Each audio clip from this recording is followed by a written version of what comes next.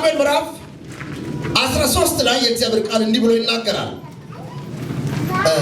ከዚያም በኋላ እንዲህ ሆነ፣ ለዳዊት ልጅ ለአብስሎም አንዲት የተዋበች እህት ነበረችው፣ ስሟም ትማር ነበር።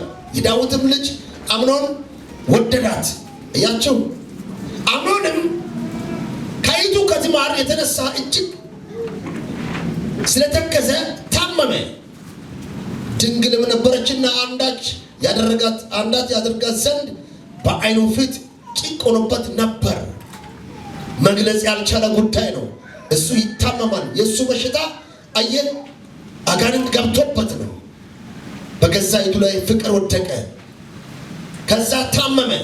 በጣም በሚገርም ሁኔታ ለአምኖንም የዳዊት ወንድም የሰምዓ ልጅ ኢዮናዳብ የሚባል ወዳጅ ነበረው። ኢዮናዳብም እጅግ ብልህ ሰው ነበረ። አየህ ብልሃቱ ከክፋት አዘል ነው።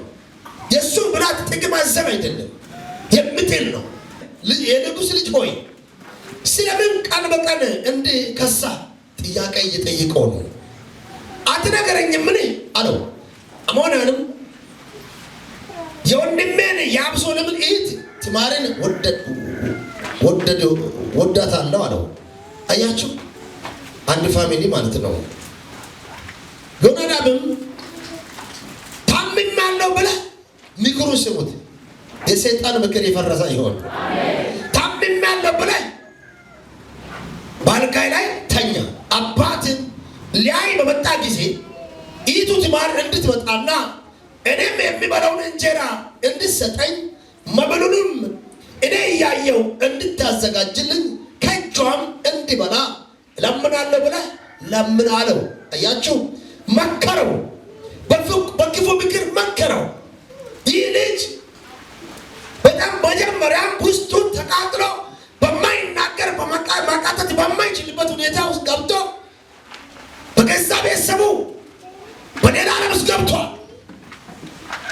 ይህንን መክሮ ወደ ሌላ መመለስ ሲገባ፣ ወደ እግዚአብሔር አጀንዳ መመለስ ሲገባ ምን አለው? ምክር መከረው። እንዲህ በል አንተ ታምሜያለሁ ብለህ ብትናገር አባት ሲመጣ እንዲህ ብለህ ንገረው። አየህ ጥበብ ገባበት፣ የክፋት ጥበብ። ዛሬ መልካም እየመሰለ በውስጣችሁ ላይ የገባው የክፋት ጥበብ ከውስጣችሁ የተነቀለ ይሁን፣ የተነቀለ ይሁን። ወንድሙን እንድገል መልካም በሚመስል የገባ ክፉ ምክር ዛሬ ከሀገራችን ላይ የተነቀለ ይሆናል። በቀጣርጋችሁ አሜን በሉ። እና በጣም በሚገርም ሁኔታ ክፉኛ ምክር መከረው። አባቱ ነገረው። አባቱ ከነገረ በኋላ ቀጥታ አባትየው መመሪያ ሰጠ። ታምሜያለሁ ብለህ ተኛ። ንጉሡም ሊያይ በመጣ ጊዜ ምን በል ከእሷ እጅ ሊበላ እፈልጋለሁ ብለህ ተናገር። እንዲህም አምኖን ታምሜያለሁ ብሎ ተኛ። ንጉሡም ሊያዩ በመጣ ጊዜ አምኖንን ንጉሡን እህቴ ትማር እንድትመጣና ከእጇም እንዲበላ እለምናለሁ ብሎ ጠየቀ። ሌላ ሰው ሲመጣ ብዙ ሕዝብ እየመጣ እየጠየቀ ጎረቤት አለ፣ አካባቢ አለ፣ ቤተሰብ አለ። ነገር ግን በጣም በሚገርም ሁኔታ ይህ ሰው የሚያመጣው ነገር ለእሱ አልተመቸው። እሱ የምግብ ጉዳይ እንደሚያዘው አንዳንድ ሰዎች አሉ። በጣም በሚገርም ሁኔታ እግዚአብሔርን የሚያገለግሉ የሚመስሉ ቤተሰብ የሚረዱ የሚመስሉ ሰዎችን ከእግዚአብሔር አጀንዳ ከቤተሰብ አጀንዳ የሚያወጡ ጓደኞች አሉ። ክፉ ምክር እየመከረው ልጅ የአባቱን እንዲሰርቅ፣ የእናቱን እንዲሰርቅ፣ የወንድሙን እንዲሰርቅ፣ የቤተሰብን እንዲሰርቅ፣ ብዙ ነገሮች ከቤተክርስቲያን እንዲኮበለል በጣም በሚገርም ሁኔታ በሱሶች እንዲያዙ በተለያየ ነገር እንዲያዙ የሚያደርጉት አጋንንት ሳይሆን አጋንንት የገባባቸው ሰዎች ናቸው። ዛሬ አምላክ እግዚአብሔር እሱን ይገለብጠዋል፣ እሱን ያዋርደዋል። እስቲ ይዋረዳል በሉ።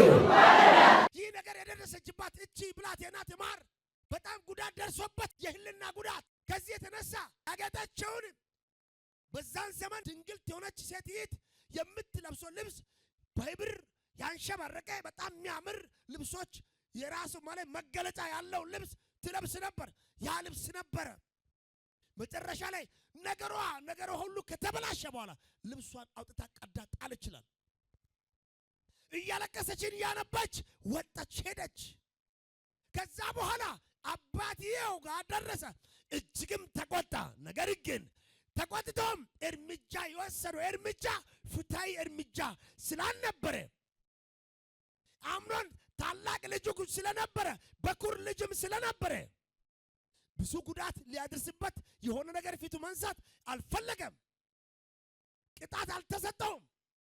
የተሰጠው ቅጣት ፍትሃዊ አይደለም። ፍትሃዊ አለመሆኑ ደግሞ በጣም በሚገርም ሁኔታ አብሰሎምን አስቆጣው። በዚህ መልኩ እያሉ በጣም በሚገርም ሁኔታ ለ2 ዓመታት ዝም አለ አብሰሎም። ዝም ካለ በኋላ አንድ ነገር እንደሚያደርግ አሰበ። ኦሬዲ በዚህ ፋሚሊ ውስጥ ሌላ ነገር ተነሳ። በአባትና ልጅ መካከል የስልጣን መሻማት፣ መጠማማት፣ አባትን የመጣል ሌላም ቤተሰብ ከቤተሰብ ጋር እርስ በርስ እንዲፋጅ የሚያደርግ መንፈስ ገባ። በቀላሉ የገባ እስከ ንጉሱ እስከ ወንበሩ ድረስ ደረሰ። ዛሬ ተነብያለሁ። ቀላል እየመሰለ የገባው መጥፎ ነገር ዛሬ ከቤታችሁ ላይ ይወጣል በጌታ በኢየሱስም። ትንሽ መስሎ የገባ ትልቅ ሆኖ ያደገ ዛሬ ይሰበራል፣ የተሰበረ ይሆናል። እና ትንሽ መስሎ የገባው ነገር እያደገ ሄደ።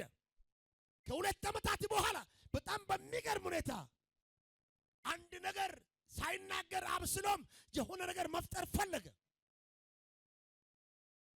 ወንድሙን ምን አደረገ? የሆነ ቦታ ቤተሰቦቹን አስጠራ፣ ወንድሞቹን አስጠራ። ከዛ በኋላ አብስሎም የራሱን ሕይወት መኖር ጀመረ። ለአባትየው ተናገረ፣ እሱም እንዲመጣ አስደረገ፣ ልጁ እንዲመጣ ማስደረገ። ከዛ በኋላ በጣም በሚገርም ሁኔታ በሰራተኞች ይህንን አምኖንን ግደሉት ብሎ ወሰነ። ከጠጣ በኋላ ከሳተ በኋላ ዝግጅት ባለበት ቦታ ነው። አምኖ ሲስት ወስታችሁ ግደሉት አለ። ኦሬዲ ምንድን ነው መልእክቱ ደረሰ። አጠቃላይ ለንጉሥ ዳዊት ደረሰ። አጠቃላይ ልጆች ይሞቷሉ፣ ቤተሰብ ጠፍቷል፣ ልጆች ይሞቷል የሚባል ድምፅ ተሰማ። እግዚአብሔር ደግሞ አንድ ሰው አስነሳውና ለዳዊት እንደገና መልእክቱን ቀይሮ እንድናገር ከአንዱ ከልጅ በቀር የሞተ የለም፣ ይኸው ልጆች አሉ። አብሰሎም ያንም ውስጡ ላይ ችግር ነበረ። እይታው በወንድሙ ላይ መልካም አልነበረም። ያንን ቀም ነው የተበቀለው። ስለዚህ የሞተው አምኖን ነው። ሌሎች ልጆች አልተነኩም። ስለዚህ በአብሰሎምና በዳዊት መካከል ሌላ ክፍተት ተፈጠረ። ኮበለለ ይላል። ኮበለለ፣ ሄዳ ሌላ ሀገር ወጣ። አብሰሎም ይህን ድርጊት ከፈጸመ በኋላ እንደገና በ3ኛ ዓመት ራሱን መስሎ መጣ። ነገር ግን በጣም ነገሩ እንደ ቀድሞ ሊስተካከልለት አልቻለም። ምናልባት ዳዊትና አብሰሎም መካከል የተፈጠረው ግጭት በዋናነት በቤተሰብ ፍትህ እጦትና በንግስና ምኞት ምክንያት ነበር። የመጀመሪያ የመጣው ችግር በንግስና ፍላጎት ብቻ ሳይሆን አብሰሎም የተቆጠበት የተናደደበት ወደ ልዩ እርምጃ የገባበት ምክንያትን ይናገራል፣ ያሳያል። አልፎም ደግሞ ሁለተኛ ምክንያት የሚሆነው የአባቱን ስልጣን መቀማት እንዳለበት አሰበ። ራሱን አደራጀ። 50 ሰዎችም ተከተሉት። ከዛ በኋላ ነገሩ እየጨመረ እያደገ መሄድ ጀመረ። እንደገና ሌላ ነገር ጠየቀ። እኔ ወደ ኬብሮን የሚሄድበት ጉዳይ እያለ አባቱን አማክረው አባቱ ፈቀደለት። ነገር ግን የሚሄድበት ጉዳይ ሌላ ነገር ነበር። የሕዝብን ልብ ቀየረው። ማን? አብሰሎም። ምን አድርገው? በሌላ አስተሳሰብ ሰው እንዲለወጥ አደረገ። ራሱ መሾም የሚፈልግበት እሱ የሚፈልግበት መንገድ አሳየ፣ ተናገረ ለሕዝቡ። ሕዝቡም ተቀበለው። ነገር ግን በዳዊትና በአብሰሎም ላይ ትልቅ ጦርነት ተፈጠረ። የዳዊት ልጅ አምኖን እህቱን ትዕማርን አስነወራት። ዳዊት በዚህ ጉዳይ በጣም ተቆጣ። ነገር ግን አምኖንን በተገቢ ሁኔታ አልቀጣም ነበር። አብሰሎም ይህንን እንደ ፍትህ እጦት ቆጥሮ ከ2 ዓመት በኋላ አምኖንን አስገደለው። አያችሁ፣ አስገደለው። ተቆጣ። ቁጣው በውስጡ አለ። ቀን ጠብቆ አስገደለው። ከዛም ሸሸ። ከሸሻ በኋላ ወደ ኢየሩሳሌም ቢመለስም ከአባቱ ጋር የነበረ ግንኙነት አልተስተካከለም ነበረ። ከ2 ዓመት በኋላ ቢመጣም ከአባቱ ጋር የነበረው ነገር አልተስተካከለም። በኋላም የሕዝብን ልብ በማሸነፍ በአባቱ ላይ አመጽ አስነሳና ራሱን ንጉሥ ለማድረግ ሞከረ። ነገሩ ወደ ሌላ እየመጣ ነው። ትንሽ የነበረ ነገር እያደገ እየመጣ ነው። በአባቱና በልጁ መካከል ሌላ ጦርነት ሁከት ሊፈጠር ነው። ዳዊት ከኢየሩሳሌም ሸሸ። ዳዊት ራሱ ከኢየሩሳሌም ሸሸ። ነገር ግን በመጨረሻው የዳዊት ጦር አብሶሎምን አሸነፈ። አብሶሎምን በጦርነቱ ተገደለ። ኦሬዲ የመጨረሻው የክፋት ውጤት ሞት ነው። የአባቱን ስልጣን የፈለገው አብሶሎም ምን ሆነ? ሞተ። የአብሶሎም ሞት በዳዊት ዘንድ አልተወደደም፣ አልመሰለውም። አብሶሎም ከሞተ በኋላ ዳዊት እጅግ አዘነ ይላል። ሞቴ ለኔ ይሁን፣ ልጄ ለኔ ቢሆንልኝ የሚለው ነገር ተፈጠረ። የነበረው ስጋት ቀላል አልነበረም። ንጉሥ ዳዊት ኢየሩሳሌም ለቆ እስከሚሄድ ድረስ ከዛ በኋላ ጦርነት ተፈጠረ በመካከላቸው። ይህን እግዚአብሔር አምላክ ደግሞ ባየ ጊዜ ቅን ፍርድ ፈረደ። እጃችሁ ከፈርጉነ ከዛሬ በኋላ በለው በኔ ህይወት በለው መልካም መስሎ የገባ ክፉ የተነቀለ ይሆናል። ለምን? ያ ልጅ በመከረው ምክር የትዕማርን ህይወት መታደግ ሲገባ እንዴት የገዛ እህትን ትመኛለህ ብሎ መልካም ምክር መክሮ መመለስ ሲገባ ሌላ ቴክኒክና ታክቲክ ፈጥሮ ልጅቱን እንዴት እንደሚያገኝ መከረ። ክፉ ምክር መልካም ግን የሚመስል ኖ፣ እንደዚህ ማሰብ የለብህም አንተ የንጉሥ ልጅ ነህ። ኖ፣ እይታን ቀይር፣ የገዛ እህትህ ነች፣ እንደዚህ ማሰብ የለብህም ማለት ነበረበት። አሁን በቤተክርስቲያንም በስራ ቦታም እንደዚህ የሚመክር ሰው የለም። እህቴ እየተጠላሽ መልካም ምክር ምከሪ። ወንድሜ እየተገፋም ቢሆን መልካም ምክር ምከር። አረ እግዚአብሔር ስም የተባረከ ይሁን። አጥብቶ ለጌታ ክብር ይሁንለት። እና ይህ ክፉ ምክር የገባው ሰው እህቱን ለመድፈር ለማስነወር አልተገደበም። በጣም በሚገርም ሁኔታ ዳዊት ልጁ በሞታ ጊዜ እጅግ አለቀሰ። ልጄ አብሶሎም እኔ በሞትኩልህ ኖሮ ብሎ እጅግ አዘነ። አያችሁ፣ የገዛ ልጁ ነው። ጦርነቱ ግን መጀመሪያ በዳዊት ዘንድ የተፈለገ አልነበረም። አምኖን ትዕማርን ያስነውራታል። ዳዊት ቢቆጣም አይቀጣውም። ለምን? ሊቀጣው አልፈለገም። አብሶሎም ከ2 ዓመት በኋላ ግን አምኖንን አስገደለና ሸሸ። አብሶሎም ወደ ኢየሩሳሌም ይመለሳል። ነገር ግን ለጊዜ ከአባቱ ጋር አይገናኝም። በመጨረሻ ዳዊት ይቀበለዋል። አብሶሎም የሕዝቡን ልብ ያገኛል። በኬብሮን ራሱን ንጉሥ ብሎ ያውጃል። ዳዊት ከኢየሩሳሌም ይሸሻል። ዳዊት በሸሸበት መንገድ የተለያዩ ሰዎችን ያገኛል። አንዳንዶች ይረዱታል፣ አንዳንዶች ይወስዱበታል። አብሶሎም አማካሮች የተለያዩ ምክሮችን ይሰጣሉ። እግዚአብሔር የዳዊትን ደህንነት ስለፈለገ የተሻለው ምክር አይተገበርም ነበር። ማለት እግዚአብሔር ኪዳን ያደረገለት እግዚአብሔር የቀባው ዳዊትን ነው እና እግዚአብሔር የዳዊትን መልካምነት፣ የዳዊትን ሰላም፣ የዳዊትን ከሞት መታደግ ስለሚፈልግ የአብሶሎም መካሪዎች አጠቃላይ የሚያደርጉት ድርጊት ተገቢ ነገር አላገኘውም። ከዚህ የተነሳ ድል አነሱም። ከዚህ የተነሳ በጦርነቱ ላይ ኃይል አልነበራቸውም። የዳዊት ጦር አሸነፈ።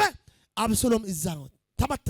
በየትኛውም መቅጣጫ መልካም እየመሰለ ወደ ቤታችሁ የገባ ክፉ ነገር በእግዚአብሔር ቃል ዛሬ ይደመሰሳል፣ ይደመሰሳል። በሚስቶች በባሎች የገባ፣ በእህቶች በወንድሞች የገባ፣ በሕፃናት መስሎ የገባ የሉሲፈር ጉልበት ዛሬ የተቀጠቀጠ ይሆናል፣ የተቀጠቀጠ ይሆናል። አንድ ሰው ለቆኝ ይሄዳል በሉት። የጠላት ዛቻ፣ የጠላት ምክር ዛሬ ይፈርሳል። ቤታችሁን ያዘ ይለቃል። ጤናችሁን ያዘ ይለቃል። ኢኮኖሚያችሁን ያዘ ይለቃል። እጃችሁ ከፈርግነ የጠላት ምክር በለው ለአንድና ለመጨረሻ በለው ይፈርሳል በሉት። ለምን ቢባል በአንቺ ላይ እግዚአብሔር ኪዳን አድርጓል። በአንተ ላይ ኪዳን አድርጓል። ኪዳን የገባው በልጁ ነው። እስቲ የደም ኪዳን ገብቶልኛል በለው።